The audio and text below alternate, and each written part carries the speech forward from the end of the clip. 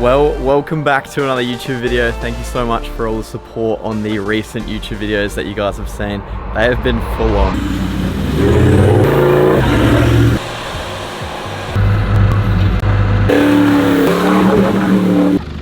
Well. Oh, are you good back there, I reckon. Looks like you're a bit stuck there, mate. Never stuck if you got beers. Oh,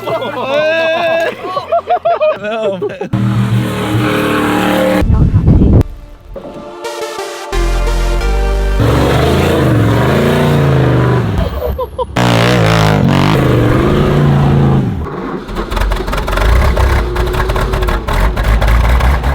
Kind of wish I was there right now.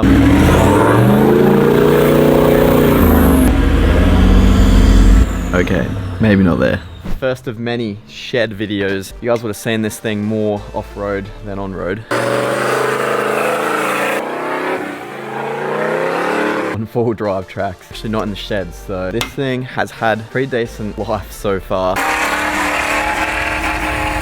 For what it's been through, what I've put it through. And this is currently 1 week after the big bash up at the farm with everyone going through the new full drive obstacles, caking on as much mud as possible to the undercarriage. Pretty much everywhere. You guys saw how muddy the cars were. They were filthy. Safe to say my whole friend group probably tallied up close to 300 bucks at the car wash, if not more. Yeah, we're still finding more mud. Usual 5 minutes of fun for 5 hours of cleaning. This is the start of a bit of TLC for the rig. It is much needed. Georgia mentioned even in one of my first YouTube videos a few months back, she was like, yeah, you need to spend a bit more time TLCing the rig, which I already do, but just little things have started adding up. And we've actually also got a bit of damage from the June long weekend. This whole week, pretty much, been losing air out of this back tire. This was the tire that you guys would have seen go to 0 PSI. As you can see, currently a little bit flat. Aired this up to 56 PSI yesterday morning at the servo. Today it's 2 PM on a Sunday. Pretty much a day and a half, and it's down to, that'll be about 18 PSI. I've been going to the servo every day, airing the thing up. Time to chuck the spare tire on, but before we do that, I want to try to see where the leak's coming from. I feel like it could just be a bit of mud or sand in the bead, because as you guys saw,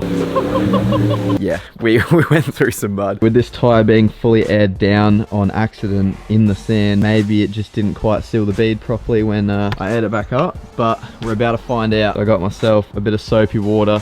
Now I know it's already pretty low. I mean, yeah, I say this, hopefully it's still losing air. Sometimes they only like to lose air to a certain PSI and then they just sort of chill. I really hope it's not a problem. Oh, I saw something. Something wrong here. Please be the bead. I really hope it's not a cracked rim. I have had that once before. Currently no visible leaks. Might just see if I can air this tire up a bit. We might see some leaks.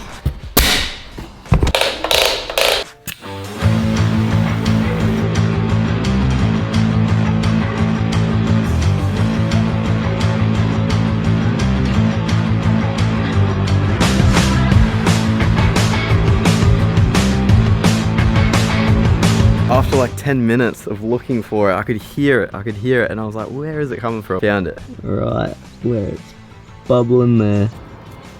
Clear that a bit. You can see it making new bubbles. Bubble maker.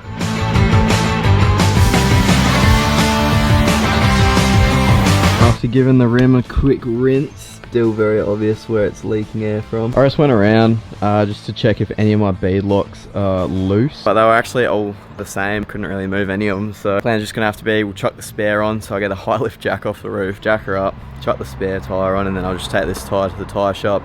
They can get it all undone and then clean the bead up, thoroughly inspect it, make sure there's no actual cracks in the rim. When we went through the Simpson Desert, I had some other rims and tires on this car. I was running them so low that all the whoops with the fully loaded car ended up actually cracking my rim, and yeah, it wasn't ideal. I think the rims were right, I think it's just the bead lock. Time to chuck the spare on, eh? And I remember to fit a 35 on my setup here. It's a bit of a mission, because I think I've aired down the spare so it can actually fit on my tray.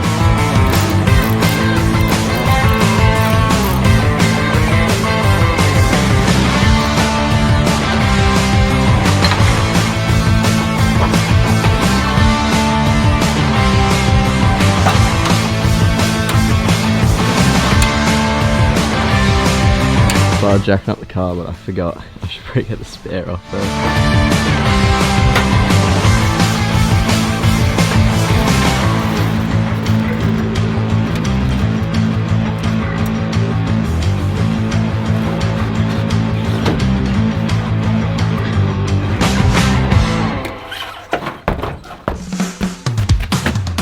brand new spare is off. Also gives me a good chance to properly clean behind here. Haven't had the spare off in obviously 20,000 Ks. So a good chance to clean behind that. Get this tyre on, eh? So current situation is my shocks have too much travel for the high lift jack because my side step is bending into my door seal.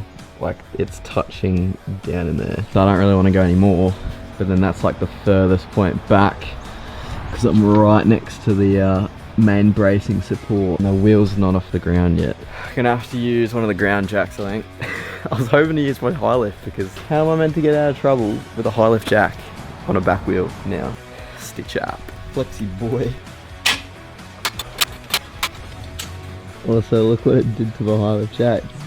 Scratched the whole thing because the car was on so much of a lean. I thought a high lift jack would fix me of all my problems. Back to the old faithful.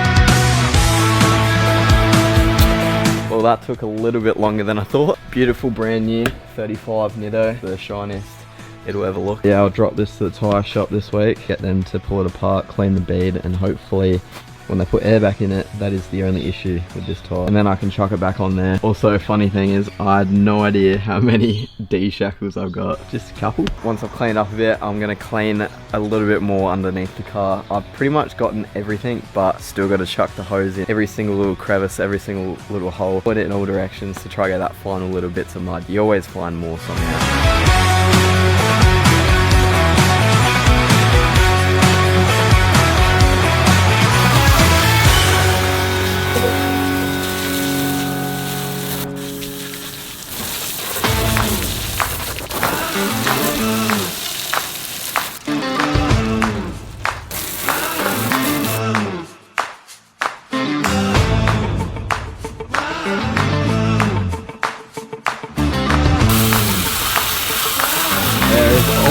More.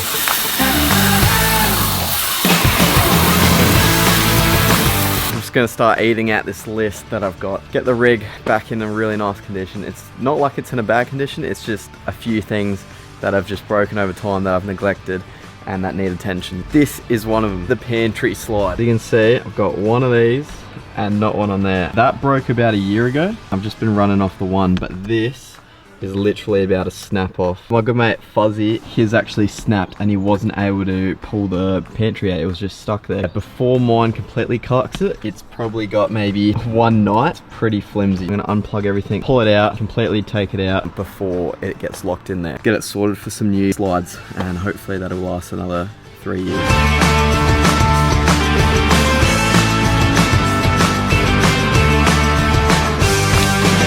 Sorry about the camera angle, my tripod mount was loose, but we got it out. About 5 minutes of struggle because it was getting caught on the canopy door, also getting caught on this, and then it lopsided, so it was like extra jammed. There it is. You can see my inverter. I'm wondering, 3,000 watt inverter, 3 years strong, Kings. I think it was like 600 bucks at the time. Can't go wrong. It's ran my coffee machine, Nutribullet, everything. Don't need this either. The standalone Pantry. Wow, that is dirty. Still fink dust. Got a drill. I'm gonna drill this out now. Just marked with some white marker on the insides too, exactly where it is. So hopefully when it goes back in one day, it'll be perfect. Righto, after a bit of convincing, after some rounded screws, out with a bit of mess.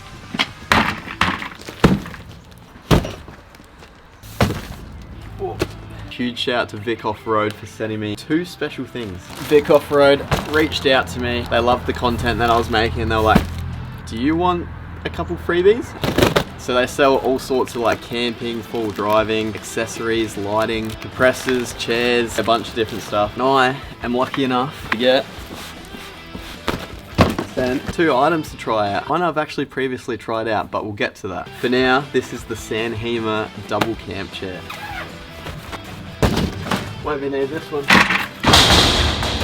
No more. Oh, how's this? This thing is actually mad comfy, and it's actually way lighter than our other current double chair. Weight saving on a camp trip is always a good thing. This one actually has the integrated pockets. We've got a phone holder. We've got a cup holder that's also a divider. It's got little half sections, so whether it's Isla's juice box, my beer, George's wine, I'm sure will fit in there. Can't go wrong. And this actually comes in super handy because previous camp trip, right at the end, the last night, we wake up to our camp chair having just a small little hole in it. Honestly, a hot coal that landed out of the fire onto the chair. Perfect timing for a freshy camp chair. So huge shout out to the guys at Sandheimer and Vic Off-Road for sending me this out. But we're not done yet. We've still got another whole parcel to go through. So now that I've upgraded my chair situation, let's go to the next parcel. Oh yeah. What we've got here is a brand new set of towing mirrors. In my rig rundown, I actually have these mirrors currently on my car. They're about 2 years old. Got a bunch of scratches, cracks, chrome that I painted over. It's flaked off. They look very secondhand, as Georgia pointed out. So Vic Off-Road were kind enough to send me a brand new fresh pair. Try to get that chrome delete a lot better on these ones. Really get these ones nice and shiny. Here we have it. Towing mirror number 1. That looks way better than mine that are currently all scratched up. Also a brand new rubber to go behind it. We got mirror number 2. Also come with fresh mounting stuff, extra rubbers, and to hold the bolts afterwards, the nice little plugins. Big thank you to Vic Off-Road for sending this stuff out. Definitely go check them out, link in description, and if you guys want to save some money, use code JEZZA79. These are the old current ones. Yeah, they've had a bit of a beating. Sort of reversing through 4-drive tracks, trees coming along, just smashing the mirror. A big old scratch on there too. Been on here for a couple years now. And these are the chrome bits that I painted previously. Obviously they've gotten a bit of a thrashing too. Plan is to try nail them. So we've got these fresh chrome sections here and really spend some more extra time painting them. But yeah, obviously the chrome looks beautiful, but with the theme of my car, everything else is blacked out. So it's got to match. But I did go to Bunnings the other night in preparation and got a bunch of really good stuff to paint them. Got a really decent primer, decent paint, a top coat as well. Take some time sanding it back, cleaning it up, and then we should be able to get them pretty mint. But yeah, thanks again to Vic Off-Road for the awesome products. We've got the spare tyre back, so the brand new spare is still on the car. That one's all good, but this one that was leaking air is all fixed. Took it down to the tyre shop. I think it was 49 bucks. Bead-locked rim to undo all that. Got a bunch of mud and sand out of the tyre, which is honestly not surprising. That one's fixed all up. I just got to mount it better. This is obviously just temporary. I have to like get the level right to get my locking screw in here. Before we get stuck into the spare tyre, there is one more thing that needs attention on this car right now. Everything else looks semi-decent. That is one rusted shovel. So we'll rip this down, sand it back, coat of paint while the sun's out, get some nice layers on paint on that. 12th time I've painted that shovel, to be honest. After every camp trip, makes the car look better.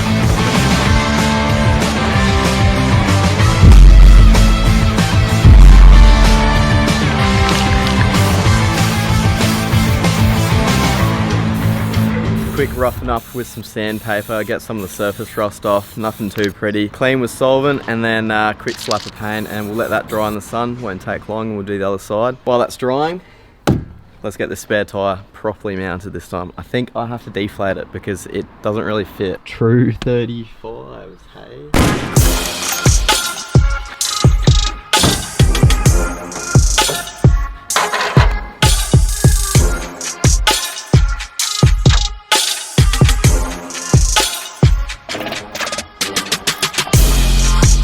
Didn't come easy. We got the roof rack on the canopy jacked up because that mount's broken. That's still on the list. My head was under the bin bag, so obviously tighten my big bolt there. And then we've got some bark chips as packers. Used a podgy bar to lever up the tyre to get the right angle for the bolt. Tyre was sort of sagging down, so it needed to lift up. And now she's solid. I'm just gonna chuck some air back in the tyre.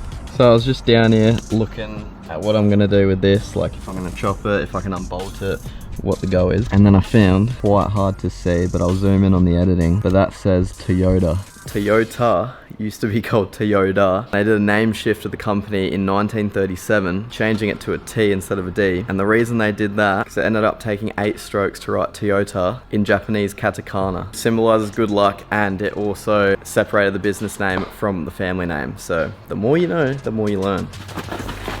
I'm just gonna take this plastic cover off, which hopefully I can replace with a bash plate I already have. See how it lines up.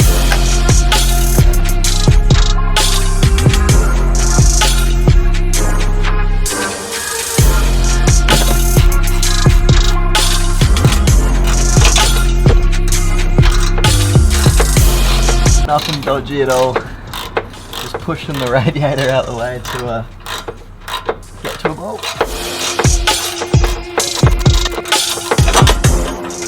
I'll show you guys in a minute, but this bolt is got a bit of a bend to it. If you guys are wondering what happened here, I'll link the video in the description below. There was a recovery gone wrong. Whoa!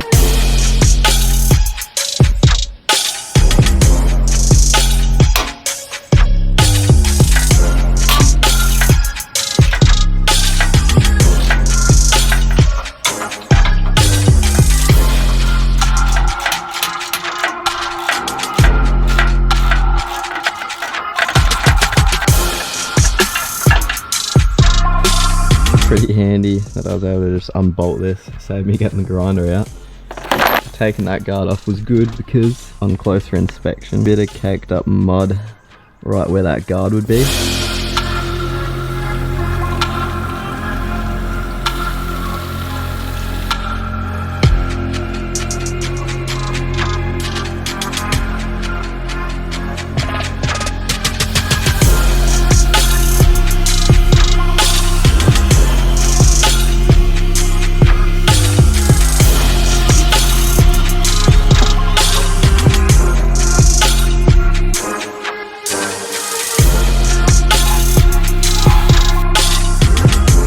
Carried away with washing the rig. Found so much more mud, like after pulling that plastic thing and like shooting the hose in all those areas up there. Thought I did a good job. I've cleaned this car 3 times. Thought I got it all. You know how you stick a hose in every single hole. Sounded better in my head, but yeah, anyway, you know what I mean. Getting it pretty nice. A bunch more red dirt has just fallen from up in there everywhere. Brushing the soap out and I was trying to get that bar looking new again. Didn't want to just scrub off. So I've been told, contact Superior about it.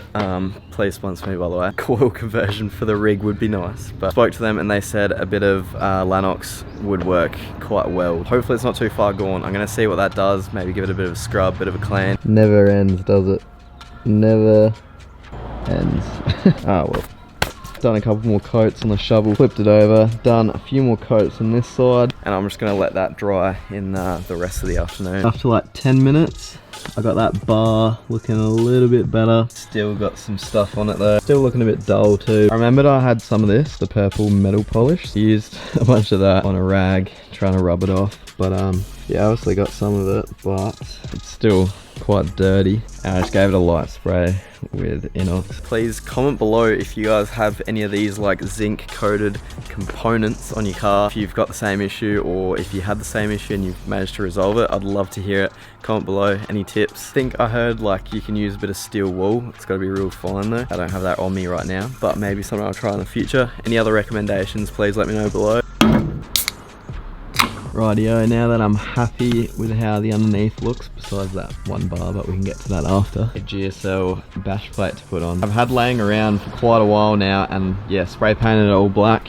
This is sort of the brace bar here, so I'm just putting in these little clips here. These will house our little bolts to connect the bash plate to this. Definitely have been meaning to put this on as just a cheap insurance mod again. It's as simple as on a full drive track, a stick going straight up into either your engine or radiator right here. And you guys know the farm tracks, me creating tracks on the Bobcat there. First one through, you know, you have one of those tree roots go through. Game over pretty quick. This is only for ARB bull bars. If I ever get a new bar, it'll have to go with it. The thing I like about it is it's quite sleek. It doesn't drop down heaps. You guys will be able to see in a minute when I do get it on how it looks. Sometimes a bit challenging to get in. Sort of just gotta prop them and try to drop them in. There you go. Already gone ahead and inserted the ones into the bull bar, just 4 across there. That'll house the front of the bash plate.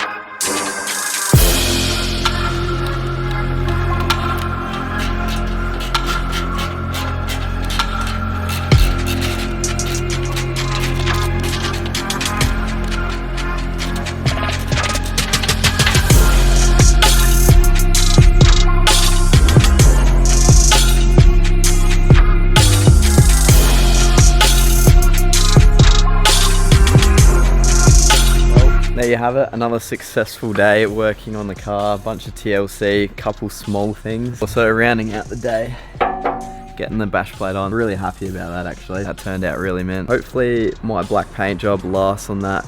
Not too sure how it's going to go, obviously took my time with it, so hopefully it paid off. So yeah, definitely knocked a couple things off the list today. Got rid of that broken recovery point. Bin bags back on, spare tyres back on, and also painted the shovel black again. Solid day, getting a couple things done to the rig. Stay tuned, this is going to be multiple part episodes. Hope you guys enjoyed. Shout out Vic Off-Road for sponsoring this video, giving me a couple awesome parts that you guys will see me probably put on in the next video. I'm going to start tackling some of the other major things that I need to do to this car. Stay tuned, subscribe below. This is going to be a multiple part series of the TLC on the rig, and yeah, we're going to hopefully knock some of those big ticket items off in the next video. If you enjoy this content, or if you enjoy the camp trip content, definitely go ahead, check out the channel. There is loads of jam-packed videos. You can binge watch the videos and I'm sure you won't be disappointed, so go check them out. I'll see you guys in the next one. Peace.